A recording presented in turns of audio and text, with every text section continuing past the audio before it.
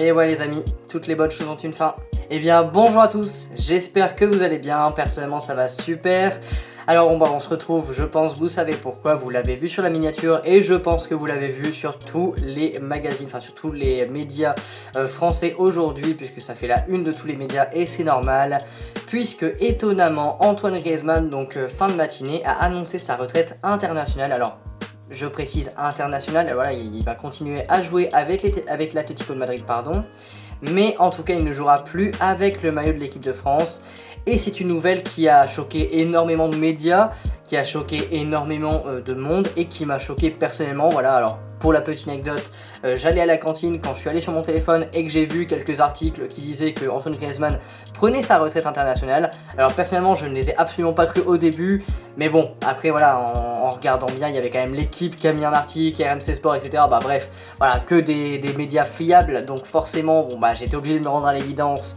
Antoine Griezmann prend bien sa retraite internationale internationale, j'ai du mal.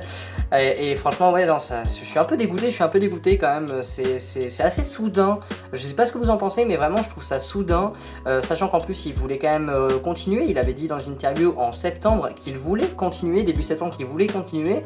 Donc c'est sûr que ça semble un peu soudain. En plus, il est pas blessé, hein, donc c'est vrai que c'est soudain.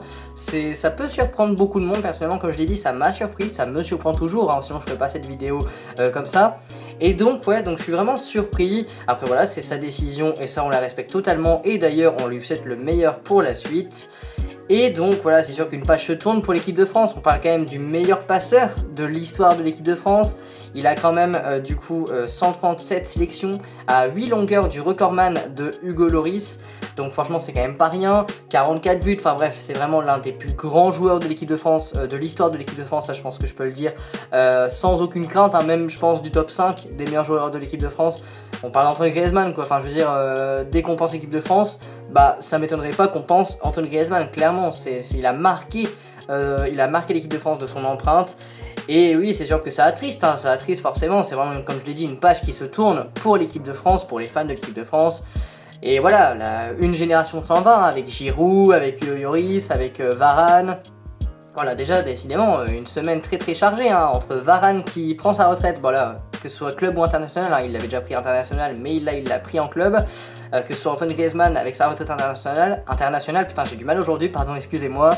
Enfin bref, ouais, il y a beaucoup de choses hein, cette semaine, malheureusement, c'est pas forcément des bonnes nouvelles. Donc bon, malheureusement, voilà, Antoine Griezmann qui prend sa retraite internationale.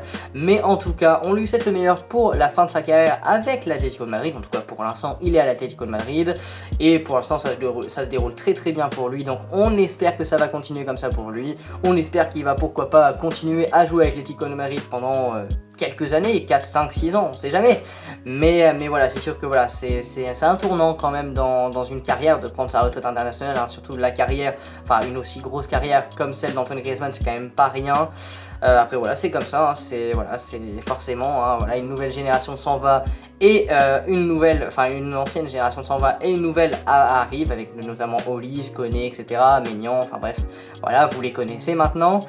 Et donc voilà, donc bon bah c'était juste une petite vidéo pour vous informer, même si bon ça sert pas vraiment à grand chose dans le sens où bah vous avez déjà été informé, mais voilà. Forcément, je me devais d'en parler, c'est normal, c'est quand même une très grande news.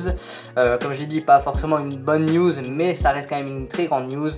Donc voilà, en tout cas, bravo Griezmann pour tout ce que tu as accompli dans cette équipe de France. Je dis ça comme s'il allait regarder la vidéo, mais c'est pour voilà, faire une dédicace, voilà, pour rendre hommage à la carrière d'Antoine Griezmann, voilà, qui a été incroyable en équipe de France.